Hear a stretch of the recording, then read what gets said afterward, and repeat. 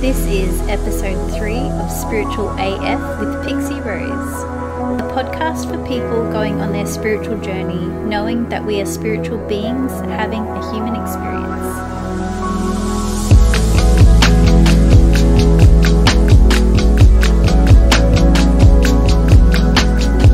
As I mentioned in the last episode, finding out that I had a connection to the fairies was really life-changing for me.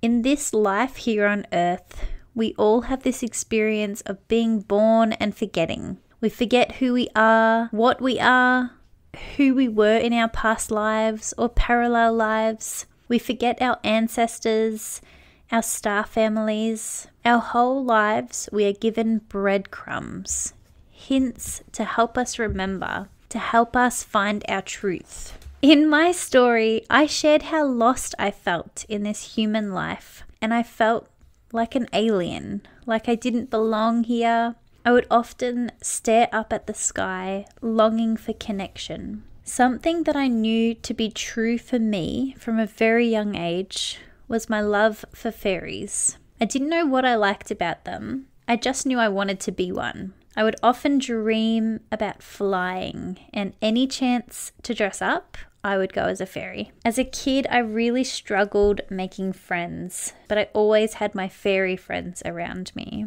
who I thought of as many years as my imaginary friends, and now I know them as my guides. So from a very young age in childhood, I loved everything to do with magic.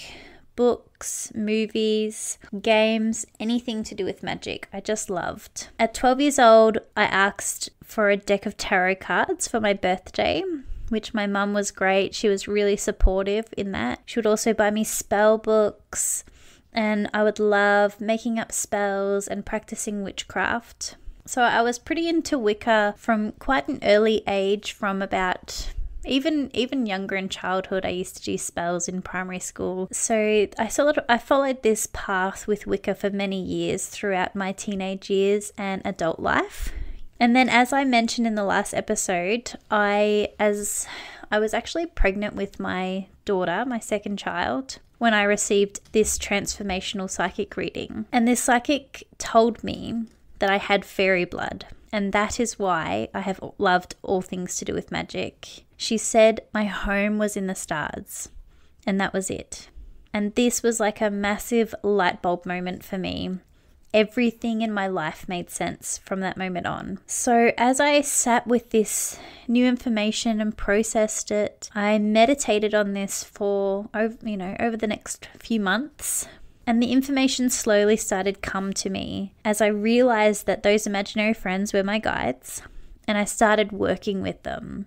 I started working with the fairies and asking them questions and coming to an understanding of my soul heritage and my fairy heritage, and that many other people had this experience as well. Many other people were connected to the fairies. I came across the Enchanted Realms while looking into these fairies, and Doreen Virtue was the only person that I knew of that I could come across at first talking about fairies. So she did lots of work within the Enchanted Realms, and she also had a book called Healing with the Fairies. And of course, she has released many cards and oracle cards and different things like that. Unfortunately, Doreen Virtue isn't necessarily on this journey anymore, as she's following another path, as she's a born-again Christian.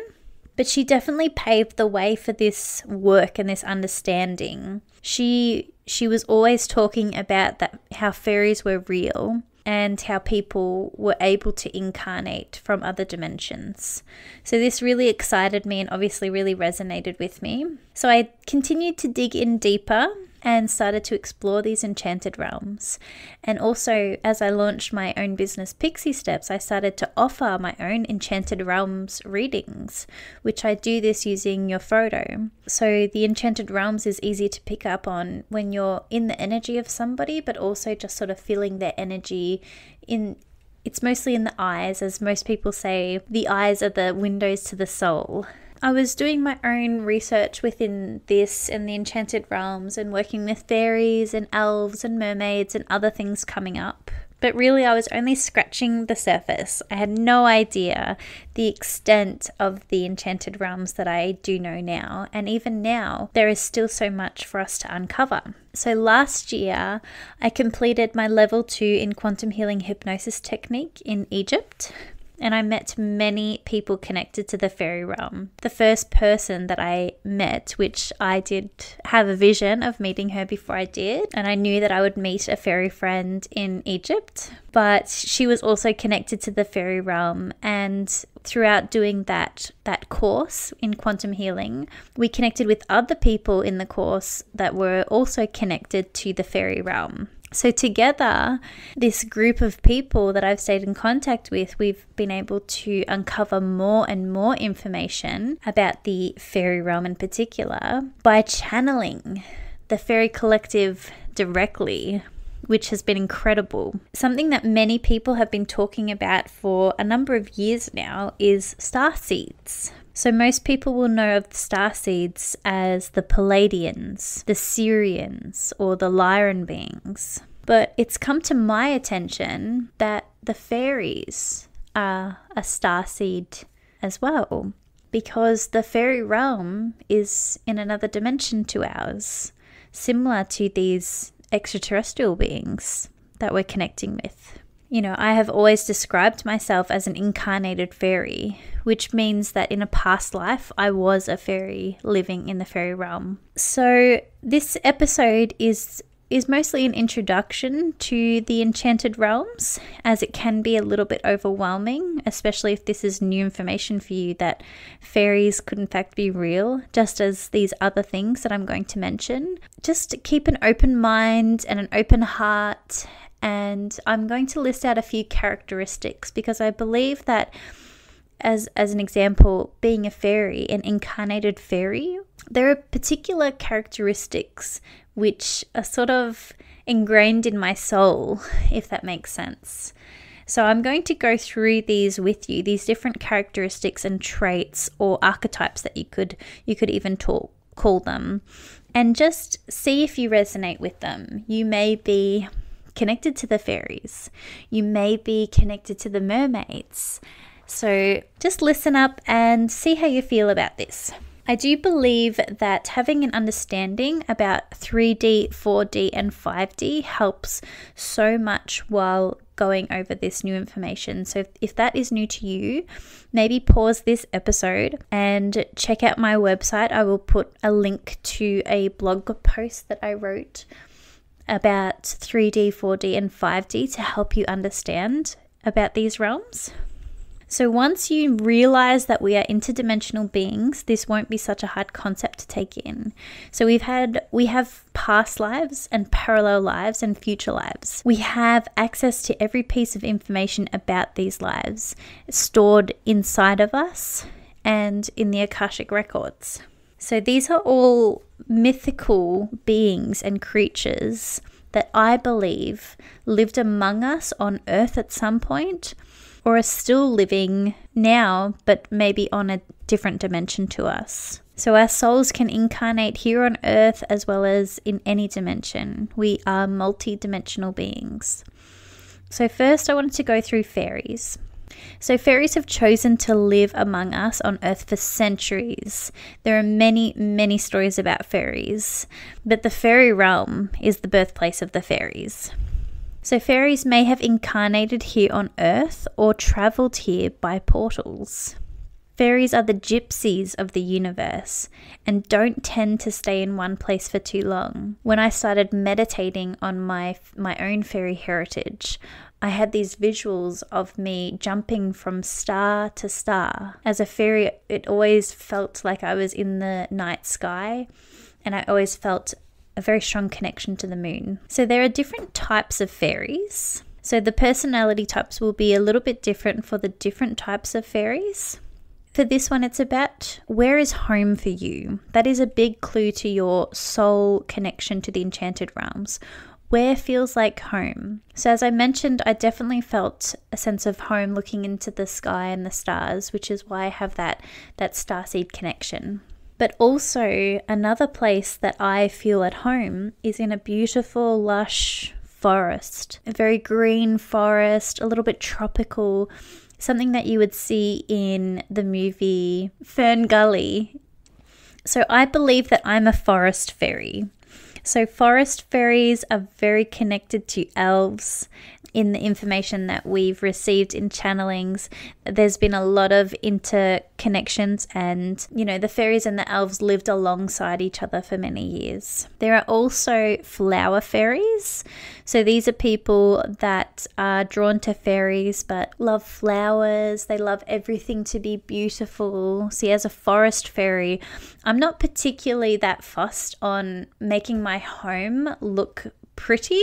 I would much rather just be out in nature. But a flower fairy will always want to, make everything look beautiful and smell beautiful. And they're very particular about that. There are also underground fairies or cave fairies. There's a place that's not too far from me called the Buchan Caves, and as a child I called them the fairy caves. So there are fairies that prefer to live underground. They're more introverted fairies and more quiet, and they love the darkness. These are sort of maleficent sort of fairies that are drawn to sort of like you might be interested in sort of metal music or rock music, that sort of thing, but still have that interest in fairies. There are winter fairies as well. There's a lot of magic in all the seasons, of course, but there's a special kind of magic around winter. And there's particular fairies that they just live in winter. So the type of fairy depends on where they choose to live and where they make themselves feel at home. So this is a big part of discovering the Enchanted Realms and where you are connected to. But the fairies are natural caregivers, and they encourage this connection to the earth and the plant life. So that is the big part of the fairies' role in this dimension and in all the dimensions, is that caregiving to nature and bringing us back to those roots as well, making sure that we don't forget about those caregiving sort of role within the earth and nature. So the fairies remind us to connect to our inner child.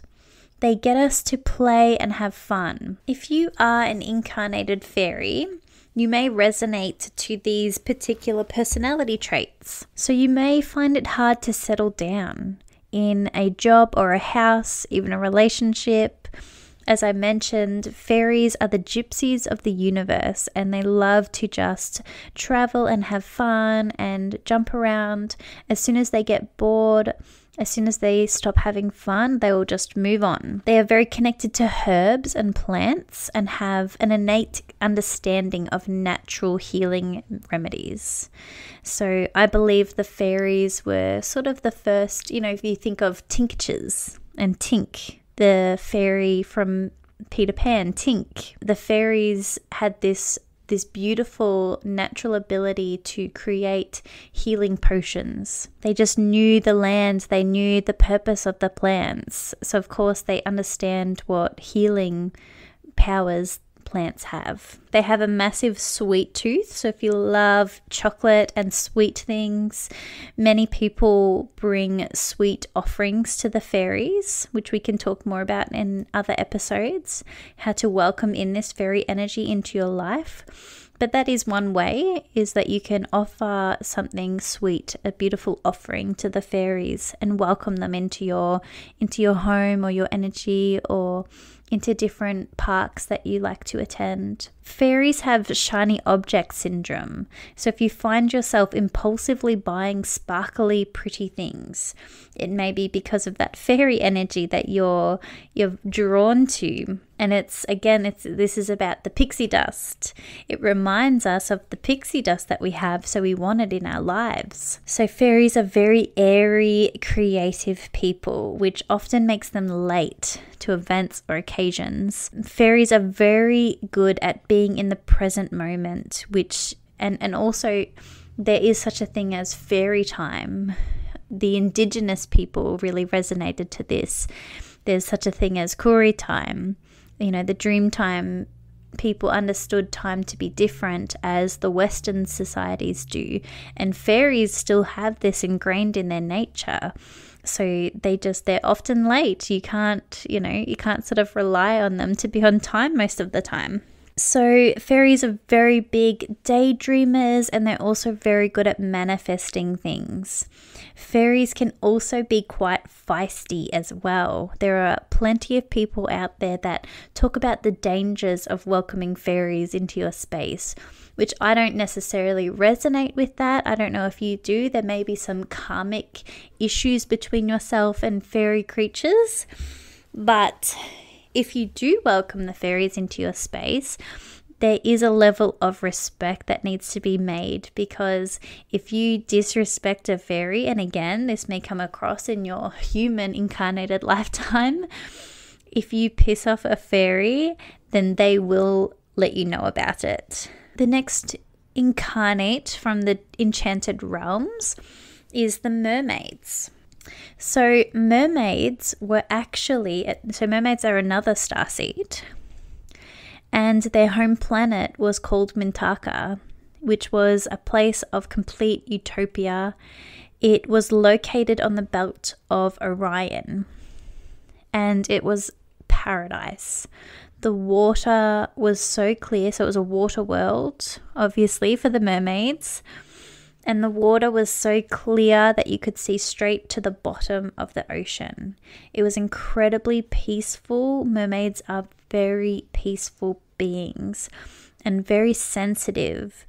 So one of their traits is that they are very sensitive to violence and fighting and that sort of thing. So if, unlike the fairies, like the fairies can sort of give it back, and the fairies are very tough in that nature. They can handle themselves. You don't want to cross a fairy. Whereas mermaids are just so... It is so foreign to them that somebody could be, starting a fight with them, that they just can't handle it. So we're not exactly sure what happened to Mintaka, but unfortunately this planet is no longer.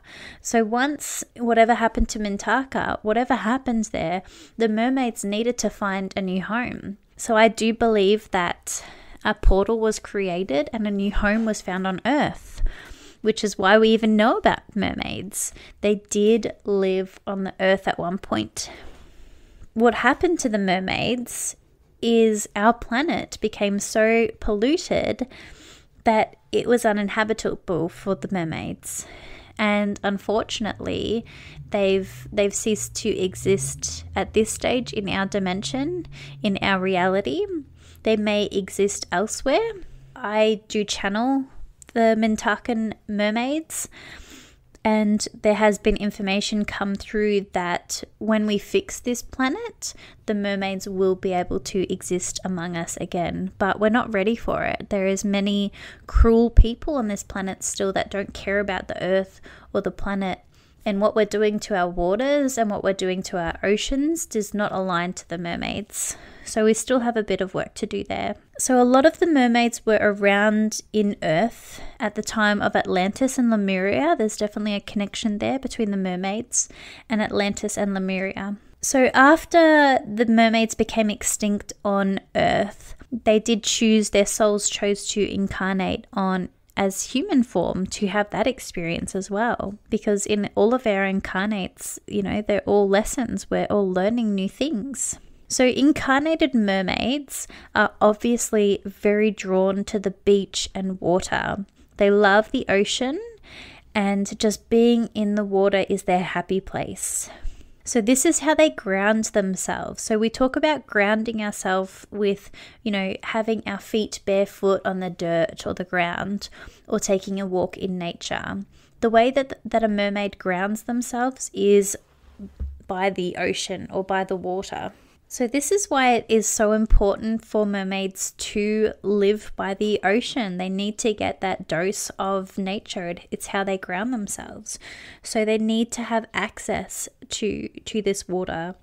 And even if it is just having a nice long bath once a week, that can be enough for some people. So mermaids are very carefree people. They're very peaceful. They, that typical beachy kind of person. They may have, the mermaid hair.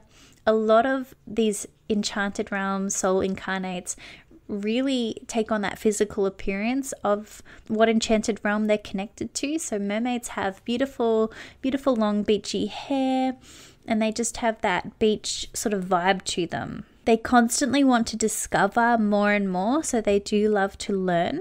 And part of their soul's purpose is to help bring peace and love to the planet. So those with mermaid energy are environmental warriors and protectors of the planet. So they will often be activists, and you'll find them at climate change protests and always sticking up for the sea creatures, obviously big animal lovers, but especially sea creatures. Mermaids love dancing, drumming, and singing. They love music. The next enchanted realm connection is the elves, or elven people. Now, there are actually 13 species of elves, and I'm still learning so much about this. So if anyone has anything to share, I would really appreciate it. So elves are everywhere, okay? So elves are not only found on Earth, but in the fairy realm. They have, realms of their own, and they are connected to many different other starseeds and dimensions. But when an elf finds its home, it stays. So elves are real homebodies. They love lots of stuff.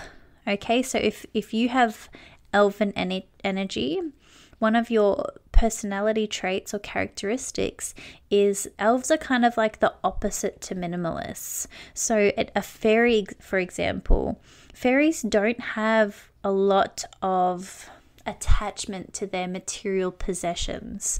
Because they move so often, so they're happy just to pass it along to someone else. They'll enjoy it while they have it, and then they're okay to let it go. Elves are like the opposite of minimalists. They're a little bit of a hoarder. They really love their stuff. So if you go into an elf's home, that you'll just see so much stuff.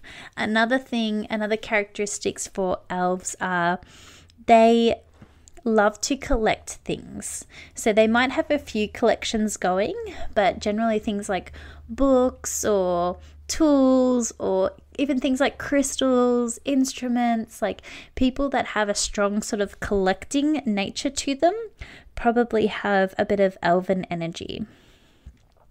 Now, elves are not super social. They kind of like they're people, so they'll create like their own little soul family and their little tribe that understand them. And that's about it. So they're more of the introverts of the world, of the earth. Another thing about elves is they do really love celebrating. Not as much as a fairy. A fairy will celebrate anything and everything. Whereas elves, when it's time to celebrate, they will go all out and they will celebrate for like 3 days straight. So elves are also very, very connected to nature. So again, you may have a connection to forest or bushlands or something like that.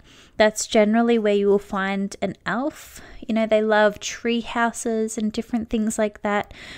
And they just want to be away from everybody. So an elf is not likely to make its home in the city, for example. They just want to be in nature and be on their own. So they'd love like a cabin in the forest or something like that. Elves are very hard working. So I like to describe them as like the workaholics of the Enchanted Realms. They're very focused on their work. They love DIY. They want to be able to do everything themselves. They always have a project on the go. They love craft and creating. And they're very focused. They're always thinking about their jobs and their things to do. But other than that, they're very simple creatures, and they just really enjoy the simple pleasures in life. Elves also have very good humor. So they're very sarcastic sort of people. So yeah, elves are very loyal, and once they allow you into their inner circle, it is very hard for them to let go of people. It is also very hard for them to let go of grudges as well. Next we have earth nymphs. So earth nymphs are very similar to fairies but without the wings. Earth nymphs are quite balanced within their air, fire, and earth energies, but many sort of lack in that water energy. So that water energy is around your intuition and depth of in emotions. So earth nymphs live for Mother Earth, and they will dedicate their life to saving the planet from a very early age. Earth nymphs are very confident within themselves, and they don't often need to go through the process of finding themselves like the rest of us. Earth nymphs are very sensual beings. So these are the types of people that love being naked. They'll often get naked at a party, and they're just very comfortable in expressing their sexuality and their sensuality. They live for joy and pleasure. There is just no life without this. So because of this, they will often struggle in real life or in the matrix. So they will find it hard to keep a job or even get a job. It's hard for them to find anything that will keep them interested unless it has to do with the environment. So if they can find work doing what they love, then that will really help them. So anything connected to that environment, and again, just joy and passion. Earth nymphs need a lot of freedom for spontaneity. They are very spontaneous people. They don't often plan for the future. Again, very much living in the moment. So you can tell if you are an earth nymph yourself, or if you're in contact with an earth nymph, because of their confidence, sexual nature, but they're very natural in their appearance. So these people don't often wear a lot of makeup, and their clothes will often look very plain, but they'll seem to look amazing in whatever they wear. Next is unicorns. So unicorns are most definitely real, but more so in the Enchanted Realms than here on Earth. Of course, in the New Earth, unicorns will definitely be around in the New Earth. So unicorns, or incarnated unicorns, so those now living on Earth as a human, but were once a unicorn. They are as rare as unicorns, so as rare as the folklore suggests. So in saying this, those incarnated unicorns that have chosen human form will be very rare. So you might only have met 1 or 2 unicorns in your life, but these people will hold this beautiful unicorn energy. So unicorns have this beautiful, special, rare energy. These are the type of unique beings that you just don't often come across them. These are people that are so naturally individual, and it is truly effortless to them. So they don't care what anyone thinks of them because they have a lot of love for themselves. Unfortunately, part of the lessons that they learn in this life as an incarnated unicorn is that people will try and force them to conform. But the unicorn's light is so bright that it is not likely that they will conform. They might spend a bit of time in their life just sort of conforming and following what other people do, but they will soon find that that's just not them. So these are people that, Scratch, you can hear my kitty cat in the background. These are people that will often have crazy coloured hair. They'll love wearing lots of colourful rainbow of clothes. They will have like a really unique alternative kind of style. They will also have very unique ways of doing things. They will always follow their heart in terms of work. So they will never do life driven by money. They will always follow their passion. So everyone wants to be a unicorn. So these people will inspire everyone that they meet. Next, we have dragons. So dragon energy is people that So a lot of people may have a dragon guide, but if you feel like you really, really resonate with the dragons, you may love, having dragon statues in your homes. So people with dragon energy are very powerful and fiery. So these are people that you know not to get on their bad side. People with dragon energy are not afraid to get into a fight. They have very strong opinions and very argumentative kind of people, but they're also very passionate and very compassionate as well. So incarnated dragon people may even have an interest in competitive fighting. These are people that are very majestic and graceful and are not afraid of taking up space.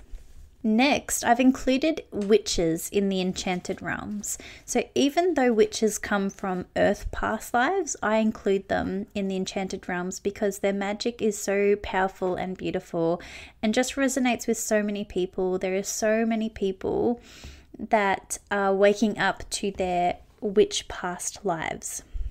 So most people that have had a connection to witches will have multiple past lives as a witch. So witches are actually very loving. So they are not like how most Hollywood movies portray them. They are very loving and they are the Earth's first healers. So the witches were the original medicine women. They healed people with herbs and intention. And their magics have survived centuries, even though many people have tried to wipe the witches out. We all know of the massive genocide that many witches have experienced throughout multiple eras. So these people are incredibly strong and resilient. Witches will often stick to themselves and in the shadows because this is where they feel safe.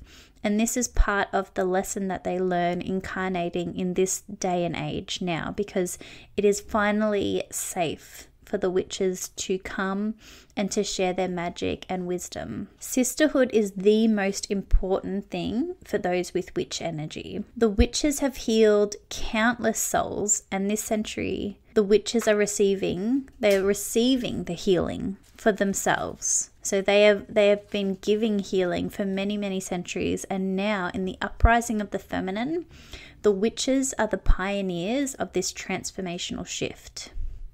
So those with witch energy are naturally going to be feminist, very strong, independent women, and men can also be incarnated witches as well.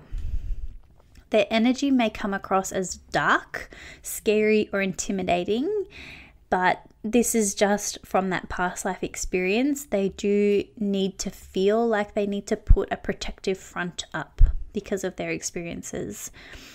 But witches will not change for anyone's comfort. They are totally fine with other people feeling uncomfortable around them. So next we have wizards.